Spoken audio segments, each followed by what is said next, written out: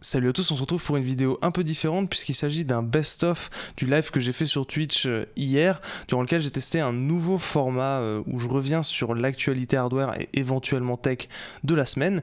Puis vu que tout le monde peut pas forcément regarder les lives en direct sur Twitch et que c'est quand même assez long les replays que je poste en non répertorié sur YouTube, je me suis dit que ça serait pas mal d'en faire un petit best-of pour avoir un petit coup d'œil sur l'actualité hardware de la semaine. Ça reste quand même assez long, 30 minutes, donc c'est une vidéo à regarder en se posant tranquillement. Mais si jamais ça vous plaît, j'essaierai de continuer à faire ces petits best-of. Sinon, il y aura toujours les replays en non répertorié, évidemment. Je vous laisse regarder ça, et puis si jamais vous avez des questions, n'hésitez pas à me les poser dans les commentaires. La première info intéressante de cette semaine, c'est l'annulation du Computex 2020. Normalement ça se passe début juin, évidemment ça avait été reporté. Initialement ils annonçaient un report fin septembre, aux alentours du 28, mais là il y a eu l'annonce, c'était quel jour ? Il y a eu l'annonce le 12 juin, donc il y a 2 jours, qu'il était totalement annulé en physique, c'est-à-dire qu'il n'y aura pas un salon à Taipei, mais uniquement des événements en ligne. Ce qui est intéressant d'ailleurs, c'est ils ont déjà annoncé un petit peu les principaux participants auxquels on pourrait s'attendre. On voit Intel, Nvidia, Qualcomm, Supermicro, Delta Electronics, BenQ et c'est tout. Ce qui m'a d'ailleurs un peu étonné, c'est qu'ils ne parlent pas d'AMD là-dedans, donc peut-être que ça n'a pas été confirmé, peut-être qu'AMD va faire des annonces en dehors du Computex. C'est dur à dire, c'est possible qu'ils n'ont pas encore la liste complète des intervenants, ou ils ont peut-être juste pas mis AMD dans ce communiqué-là pour annoncer le décalage à 2021. Toujours est-il que il faudra voir si les grandes marques de hardware se calent quand même aux alentours du Computex pour faire des annonces, ou alors font ça un peu de leur côté. Ils vont peut-être pas forcément se mettre autour du hashtag Computex Online Talks, donc on verra. Deuxième sujet, on démarre, on fait du crescendo ce soir. Donc le deuxième sujet, tout en douceur, c'est une annonce concernant le PCI Express 6.0. Alors vous allez me dire, mais le PCI 5 est même pas encore dispo, qu'est-ce que tu nous parles de PCI 6 ? Mais en fait, il y a toujours un décalage entre les specs d'une interface comme le PCI Express et la disponibilité réelle dans les ordis. Et donc là en fait ce que l'organisme qui gère tout ce qui est PCI Express, la PCI SIG, a annoncé, c'était il y a 4 jours, le 10 juin, ce qu'ils ont annoncé en fait, c'est qu'ils allaient finir de normaliser tout le bordel autour du PCI Express 6.0 en 2021. Donc au niveau du PCI Express 6.0, il faut s'attendre à du débit x2 par rapport au PCI Express 5.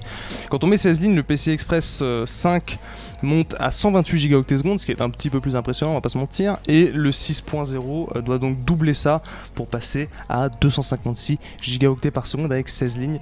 Donc pour l'instant on n'a absolument rien qui peut exploiter ça pour le grand public. Ceci dit, pour de la partie serveur, ça peut éventuellement être intéressant d'avoir des lignes PCI Express qui ont la blinde de débit. Et d'ailleurs là dans cet article de Videocard, ils évoquent que les premiers processeurs où on devrait voir du PCI Express 5.0 seront du côté d'Intel éventuellement, parce qu'AMD on n'en sait pas trop, on n'en sait trop rien pour l'instant, mais du côté d'Intel avec l'architecture Sapphire Rapids qui devrait arriver en 2021 pour tout ce qui est serveur. Il n'y a pas grand chose il n'y a pas énormément d'infos, mais archi-serveur en 10 nanomètres, tout ça quoi. Par rapport au PCI Express 5, l'autre supposition qu'on peut faire, c'est que AMD pourrait l'utiliser dans l'architecture Zen 4. On sait que Zen 3 va encore être en PCI Express 4.0, mais Zen 4 devrait, il y a de fortes chances que ce soit en PCI Express 5.0. Pour l'instant, on ne sait pas trop si ça va être 2021, fin 2021 ou début 2022. Zen 4, c'est encore un peu flou, c'est trop loin, mais ça vous donne une idée de ce à quoi on peut s'attendre dans les prochaines années. Alors, ça va être l'instant où on parle très rapidement de la PS5. Désolé Guillaume. Puisque effectivement il y a eu... Paf, je vais vous passer toutes les... Je vais vous passer toutes les annonces sur les jeux, parce qu'effectivement l'événement qu'ils ont fait cette semaine était principalement orienté sur des annonces de jeux qui seront dispo sur PS5.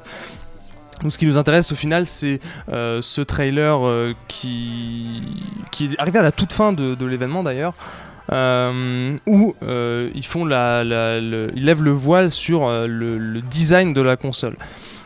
Pourquoi est-ce que pour le hardware ça nous intéresse le design de la console? C'est pour la partie refroidissement. Moi j'étais curieux de voir en fait comment ils allaient designer leur console pour refroidir le processeur, enfin le SoC qui contient aussi l'APU, on va l'appeler, on va dire plus précisément que c'est un APU, l'APU qui a à l'intérieur avec les cœurs Zen et le GPU le GPU RDNA 2. Je suis curieux de voir comment est-ce que va être placé comment va être géré le flux d'air à l'intérieur de cette console, parce que autant sur la Xbox c'est très clair que c'est une tour et du coup tu fais de l'air de haut en bas ou de bas en haut. D'ailleurs on sait que c'est de haut en bas, donc ça c'est pas d'importance, mais voilà, ils ont montré comment était géré le refroidissement. Là-dessus je suis curieux de voir parce que la console devrait être assez grande d'après les estimations qui ont été faites vis-à-vis en se basant sur la taille des ports USB, mais je suis quand même curieux de voir comment c'est refroidi à l'intérieur. Là on sait pas comment c'est conçu, mais voilà, après la technique, tout avait déjà été dévoilé. Il y a... Elle était quand là, non? Ah, elle est pas finie. Ah oui, c'est vrai qu'il y a la version... Il y a la version sans lecteur Blu-ray. Bon bref, on s'en fout. Ça vous avez déjà vu. Par contre, oui, tout ce qui est hardware, ça avait déjà été annoncé en mars 2020. Donc, je vais pas parler 40 ans de ça, hein, mais bon, les 8 cœurs Zen 2, l'architecture RDNA 2 custom, environ 10 teraflops sur la partie GPU, le SSD NVMe, avec son contrôleur custom et une gestion qui devrait être plutôt sympa. Donc ça c'est un truc où je suis très curieux de voir ce que ça va donner. Si jamais vous voulez regarder, vous tapez The Road to PS5, vous aurez la longue conférence d'1 heure très technique de Mars qui est, je trouve, très intéressante et où il n'y a pas trop de bullshit marketing. Bref, voilà pour la PS5. Je sais pas ce que vous en pensez du design. Moi je trouve ça plutôt joli, après c'est subjectif. Est-ce que j'en achète une? Il y a peu de chance, mais on sait jamais. Voilà. Moi je n'attends qu'à être surpris. Voilà. Première info du côté de chez Intel. Pas lié au hardware, mais lié au départ d'un ingénieur, Jim Keller. D'ailleurs, il me semble que ça a un peu fait parler sur Twitter. Je sais pas trop. J'étais tombé dessus cette semaine. Il est resté 2 ans. Et avant de ça, il était chez Tesla, il me semble. Ouais, enfin, c'est l'article de Next Impact évoque ça. Il me semble que c'était ça effectivement. Donc, il est allé chez Intel. Mais pour vous donner un petit historique quand même, il a bossé sur énormément de choses et beaucoup chez AMD aussi, avec le K8. Alors moi c'est un truc, c'est trop vieux pour moi, mais c'était un processeur qui est sorti, merci Wikipédia, est-ce que en 2003, donc c'est un mec, il est là depuis, enfin il sait ce qu'il fait quoi. Et ce qui est marrant, c'est qu'il va généralement, comme le dit Impact Hardware et Next Impact, comme le disent Impact Hardware et Next Impact, il va généralement dans des boîtes où il y a un peu des trucs à faire pour que ça aille mieux quoi. Parce que je pense que c'est quelqu'un qui aime le challenge, en tout cas il semblerait. Donc voilà, et là il se barre, et qu'est-ce que je veux dire? Est-ce qu'on sait où il est allé? Il me semble que non d'ailleurs. Ah si, pour des raisons, il quitte l'entreprise pour des raisons personnelles, donc peut-être qu'il a un problème de santé ou autre, bon bref. Toujours est-il que Impact Hardware le résume très bien. Pour l'instant, on est incapable de dire si ce qu'il a fait a porté ses fruits, puisque les trucs sur lesquels il a dû bosser entre 2018 et 2020 ne sont actuellement pas dispo. Donc voilà, peut-être que, enfin, vu que c'est quand même quelqu'un de brillant, je me dis que on aura des effets positifs dans les prochaines années sur ce que fait Intel. Alors, je sais pas s'il a bossé par exemple sur Foveros, qui est le système dont on va parler dans quelques instants, transition magique, mais voilà, c'est quand même une info plutôt importante parce que c'est pas n'importe qui, ce Jim Keller. Ah oui, et merci de le préciser, la frite, c'est dans l'article d'Impact Hardware si jamais vous voulez le lire en détail. Il a quand même été, il y a quand même eu un accord, il va rester consultant pendant 6 mois chez Intel. On continue avec Intel. Donc justement, je vous disais que je me demandais si Jim Keller il avait pu bosser sur Foveros, qui est un concept de chez Intel qui permet de stacker un petit peu des choses, de superposer des choses. Et justement là, il y a eu très récemment, alors on avait déjà pas mal d'infos, mais il y a eu très récemment l'annonce officielle d'Intel des premiers processeurs, enfin apparemment des processeurs, espèce de processeurs hybrides / SoC, enfin difficile à définir très précisément, mais processeurs hybrides. Ils ont lancé leur premier processeur hybride qui justement utilise le concept Foveros 3D pour faire des petites superpositions mignonnes. Donc je crois qu'il y avait des illustrations plutôt intéressantes sur Wikichip. Voilà, en gros, le principe c'est vraiment de superposer plusieurs éléments, plusieurs parties du processeur hybride. Je vais appeler ça un SoC, je pense, parce que je me demande si Wikichip le reprécise. Est-ce qu'on peut vraiment appeler ça un SoC ? Pourquoi ça vibre ?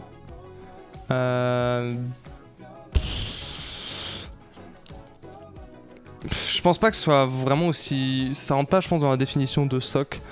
Mais toujours est-il que ça combine plusieurs éléments qui sont stackés les uns sur les autres. Plutôt intéressant. Sur Wikichip, vous tapez...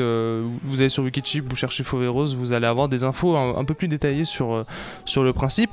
Et donc là, comme je disais, ce qui intéresse... le côté actualité dans tout ça, c'est qu'ils ont officiellement lancé les premiers processeurs qui utilisent ce concept-là. Donc l'intérêt de ces puces là, c'est de focus de la très basse conso. Là, les deux premières puces qu'ils ont sorties, c'est 7 watts, donc c'est vraiment rien du tout. Avec Intel annonce une consommation qui peut descendre jusqu'à 2,5 milliwatts en stand-by. C'est incroyablement bas. Donc l'idée, c'est donc d'avoir des puces très basse conso pour des trucs qui tournent sous Windows. Par exemple, ce qui peut parfaitement coller à ce genre de puce, c'est des produits pliants. Et par exemple, la Surface Neo qui avait été annoncée en octobre va être le premier produit normalement à utiliser justement la technologie Intel Foveros 3D avec ses processeurs dont le nom de code est Lakefield. Donc voilà, si c'est quelque chose qui vous intéresse, sachez que c'est plutôt intéressant comme concept, ça, le Foveros 3D pour faire de la très basse conso et en plus c'est tout petit. Donc ouais, c'est plutôt cool, ça change un peu de ce qu'on a l'habitude de voir. Techniquement, ce qu'on a sous le capot, on le voit peut-être un peu mieux dans le tableau des specs. Oui, on le voit un petit peu mieux. En gros, le principe de base, c'est d'avoir un cœur haute consommation, haute performance. Haute consommation, c'est un bien grand mot. Mais on va avoir un cœur haute performance qui utilise l'architecture Sunnycove de cœurs. Donc c'est une archi assez récente d'Intel. Ils nous ont pas mis de l'archi Skylake au niveau des cœurs, heureusement. Donc un cœur haute performance Sunnycove qui est combiné à 4 cœurs Trémont. Donc les cœurs Trémont, c'est plutôt quelque chose qu'on a c'est quelque chose qui est pour du Intel Atom à la base, donc c'est vraiment des cœurs basse conso. Et ce concept de 5+1 pourrait effectivement être intéressant pour l'utilisation bureautique, multimédia, où il faut vraiment de l'autonomie. Et le gros avantage aussi, c'est que du coup, c'est du 64 bits. Et donc, comme je disais, pour du Windows, ça peut être vraiment pas mal. Pour du Windows basse conso. Je trouve le concept intéressant. Après, je sais pas si ces processeurs-là vont au final être à chier ou bons. Peut-être que quand ils vont sortir, je sais pas si par exemple c'est la Surface Neo qui est le premier produit qui utilise ce processeur-là. Si au final c'est pas assez puissant ou que ça consomme plus que ce que promet Intel, effectivement on pourra remettre en question la magie de Lakefield. Mais n'empêche que au moins c'est quelque chose d'un peu innovant de la part d'Intel. C'est quand même cool. Comme tu dis, Dédé, le concept est intéressant. Je suis d'accord sur ça, oui. Nicolas Sud, tu sais, il copie juste le principe du Big Little d'ARM. J'ai pas trop suivi ce que fait ARM ces derniers temps. Mais sur le principe de combiner sur une puce plusieurs choses, la pompe, il y a de la RAM, il y a des contrôleurs, des trucs comme ça. Ça, effectivement, c'est quelque chose qu'ARM fait depuis très longtemps. C'est le principe des SoC. Et Dédé disait d'ailleurs que là, c'est plus juste un processeur qu'un SoC. Et puis, effectivement, je pense pas que ça rentre dans la définition de SoC, donc System on Chip. Mais oui, ARM fait du SoC depuis longtemps, et c'est très adapté aux périphériques nomades, et c'est pour ça qu'Intel s'est complètement ramassé la gueule sur le mobile. Et après, oui, ce que je voulais dire aussi, c'est que effectivement, sur le principe d'avoir des cœurs basse conso, des cœurs haute performance, pareil, sur cet aspect-là, ARM fait ça depuis très longtemps. Donc ouais, du côté d'Intel, sinon, qu'est-ce que j'avais noté? C'est les deux grosses infos de la semaine. À vrai dire, Foveros 3D, la technologie Foveros, on en savait déjà pas mal. Là, c'est plus que c'est l'annonce officielle, ça va bientôt arriver, quoi. Et puis, il file des Lego aussi aux testeurs, c'est très marrant. Dédé, tu sais, la raison pour laquelle je considère pas Lakefield comme un SoC, c'est qu'il manque certains trucs comme le réseau, etc. C'est vrai. Il y a du stockage. Enfin, en fait, ça ressemble plus à une combinaison de chipset, plus de la RAM, plus des cœurs sur la même. Plus le processeur. Enfin, c'est processeur, chipset et RAM dans un sandwich, en fait. On va passer maintenant à Nvidia avec. Des nouvelles éventuelles suppositions /fuites il aurait des sources concernant le lancement, et justement c'était Asla qui posait la question au début, puisque c'est nouveau Igor's Lab, le bon Igor's Lab, qui arrête pas de poster plein de belles choses en ce moment, c'est à prendre avec des grosses pincettes, c'est de la rumeur comme d'habitude, mais ce que nous dit le bon Igor's Lab, qui a été repris par WCF Tech, c'est qu'on pourrait avoir un lancement en septembre, qui serait possible grâce à une mise en production massive des cartes en août. Donc Igor's Lab, pour affirmer ça, enfin, pour indiquer ça, il indique se baser sur ses propres sources, plus le calendrier habituel qu'a Nvidia sur la production et le lancement de ses cartes, parce qu'effectivement, généralement, ils font du lancement avec la disponibilité, ils font la mise sur le marché en septembre avec un lancement en août, et là si on a un décalage d'un mois, du coup ce serait un lancement en septembre avec la disponibilité en octobre, ou fin septembre dans le cas le plus optimiste. Donc évidemment c'est de la rumeur, c'est des suppositions. Après, peut-être que les sources de Igor's Lab sont particulièrement fiables, mais ça vous donne une idée du créneau dans lequel on pourrait attendre. J'en avais déjà parlé dans les précédents lives d'ailleurs, hein, mais ça vous donne une idée du créneau dans lequel on pourrait attendre des RTX 30 haut de gamme, puisque pour rappel, Nvidia fait toujours le lancement des cartes haut de gamme en premier, quand il lance une nouvelle architecture comme ça pour le grand public.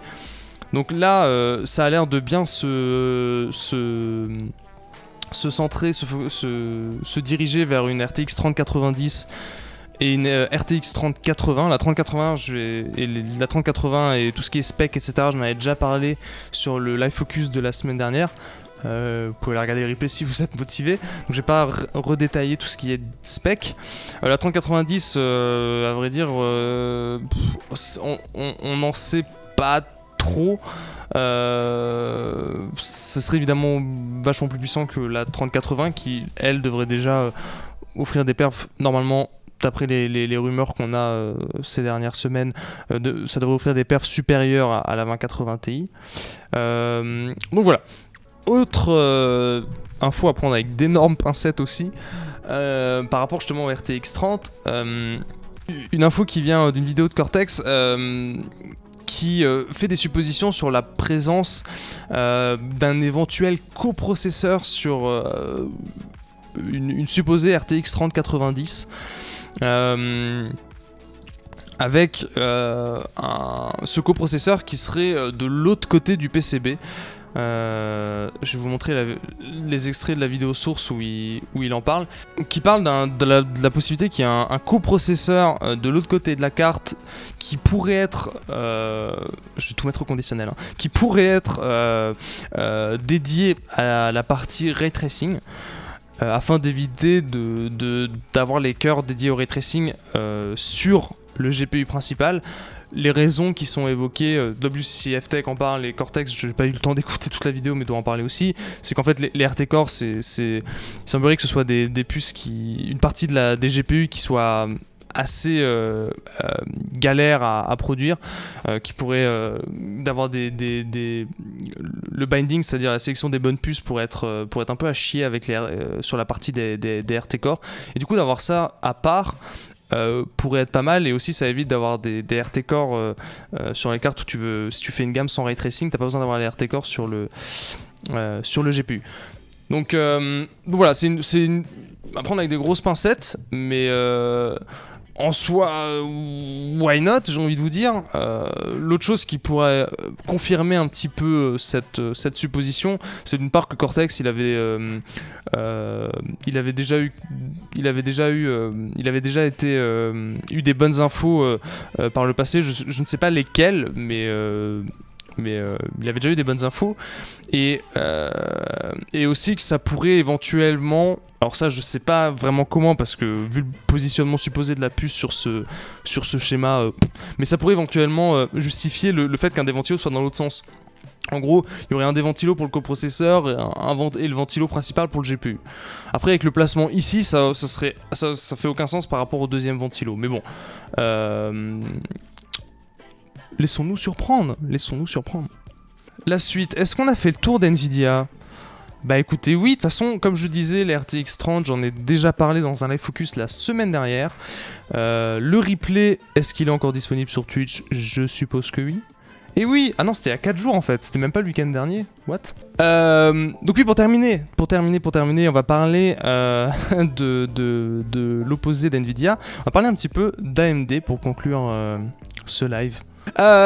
Donc, on démarre en douceur du côté de chez AMD. J'ai vu passer ça, je me suis dit en fait on s'en fout, mais c'est quand même intéressant d'en parler. Les AMD Radeon a droit à un nouveau logo dans vraiment le même esprit que les Ryzen.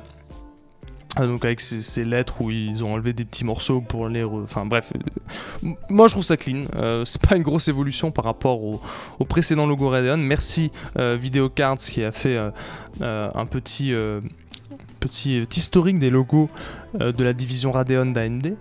Les plus nostalgiques apprécieront encore les logos ATI Graphics, tout ça. C'était quoi leur logo d'ailleurs ? C'était pas immonde ? Oh là là, ce logo. Voilà, certains ATI Radeon d'ailleurs. Certains préféreront toujours ce logo-là. C'était un peu tristonné quand même. Mais voilà, donc il y a un nouveau logo qui a été dévoilé par la chaîne YouTube de Gearbox. Voilà. Donc oui, comme le disait Azlak, il faut parler un petit peu des Ryzen aussi, parce qu'il y a eu des petites choses à ce sujet. On a déjà parlé des XT il y a 4 jours aussi, parce que j'avais fait RTX 30 plus Ryzen XT. Mais parce que les Ryzen XT c'est tellement un petit sujet que bon.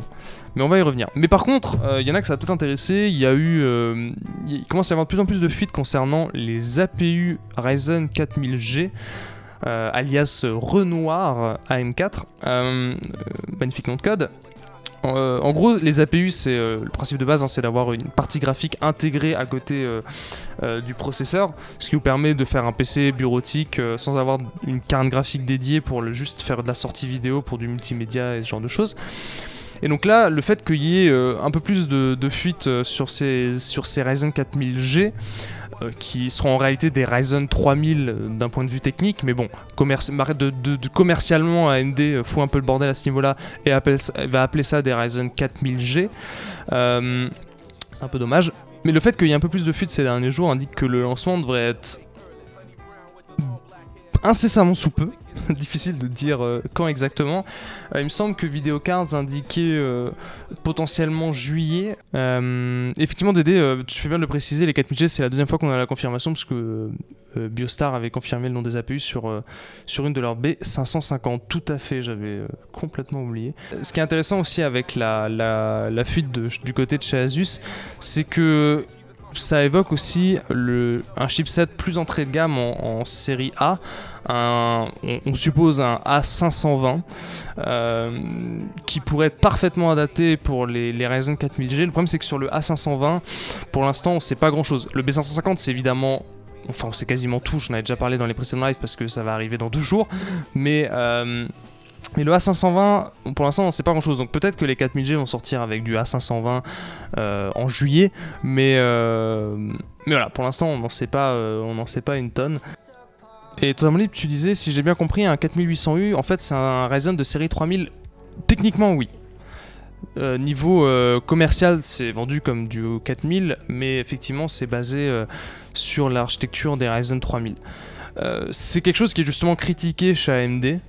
Ce système de nommage là parce que ça donne l'impression que c'est une nouveauté alors que c'est juste une autre gamme en fait. C'est une gamme, il y a une gamme APU, il y a une gamme laptop et ils sortent ces 4000 là alors que ce sont pas des, si on veut être précis, ce sont pas des Ryzen 4000 quoi. Je voulais aussi parler un petit peu des Ryzen XT. J'en avais déjà parlé dans le live focus d'il y a 4 jours, mais je voulais revenir rapidement dessus parce que il me semble que dans le live focus, j'étais pas revenu sur le bench qui a fuité le 8 juin, donc en début de semaine. C'est un bench qui monte le 3800 XT, donc qui est un 3800X avec des fréquences boost plus importantes, des fréquences bases et des fréquences boost plus élevées. Et donc ce bench qui a été spot par Rogame, le bon Rogame sur Twitter, toujours là pour carry. Donc sur Ashes of Singularity qui bouffe pas mal en processeur, avec une 2080 en 1080p et qui montre un 3800 XT avec un gain de perf plutôt important. Par contre, le problème c'est que l'article de Videocards que je me suis linké là n'a pas le comparatif avec la version montée. En gros, c'était WCF Tech, donc ça c'est le 3800 XT et ils l'ont mis face à un 3800X. Donc en gros, sur l'ensemble des FPS, on passe d'une moyenne de 60 à une moyenne de 76. Donc dans un jeu très dépendant du CPU, c'est encourageant. Et ça montre que ouais, ces fréquences de base et de boost plus élevées permettent un gain. Après, on est toujours dans le cas de figure dont je parlais déjà quand je parlais des Intel en 10ème gen, genre le 10600K. On est dans un cas où c'est un giga gros GPU, une 2080, en 1080p. Voilà, bon, ça fait un peu aucun sens de jouer en 1080p avec une 2080. Mais effectivement, dans ces cas de figure-là, c'est-à-dire gros GPU, jeu très dépendant du CPU et 1080p, le gain grâce à ces fréquences boost plus élevées est intéressant. Après, quelqu'un qui aime overclocker, il va prendre un 3700X ou autre et essayer de l'overclocker aussi haut que possible. Et au final, on s'approche de ces perfs-là, alors que le 3800 XT devrait être giga cher, quoi. Et donc oui, je n'ai pas oublié Aslak, parce que c'était mon lien suivant justement dans la liste de mes liens magiques que je me suis mis de côté.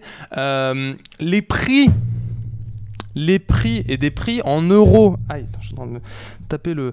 ça, c'est effectivement une nouvelle info qui est tombée il y a 2 jours et dont on avait que la seule rumeur qu'on avait, c'était la fuite de Material.net il y a une semaine, où Videocards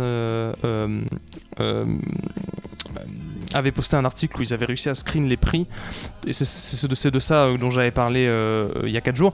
Mais entre temps, il y a aussi eu Amazon qui a mis en ligne ses fiches produits avec de la précommande dispo le 7 juillet. Donc ce qui est intéressant, c'est plus le côté date de dispo d'ailleurs, parce que je pense pas que sur Material.net il y avait la date, et je pensais que l'info était full fiable avant ça, mais bref. Dispo le 7 juillet, si jamais c'est quelque chose que vous attendez, c'est XT. pour l'instant, il n'y a pas grand chose qui m'a hypé. Mais c'est Amazon Italie qui a donné des prix en euros. Material.net, ils affichaient pour le 3900 XT 500 euros. Alors que là, Amazon Italie affiche 569. Donc le prix de Material.net était justement très encourageant, celui qui avait fuité. Mais il semblerait qu'en fait, Amazon Italie ils sont peut-être plus proches de la réalité. Et 570 euros, ça fait chier, sachant qu'actuellement on trouve le 3900X pour environ 500 euros.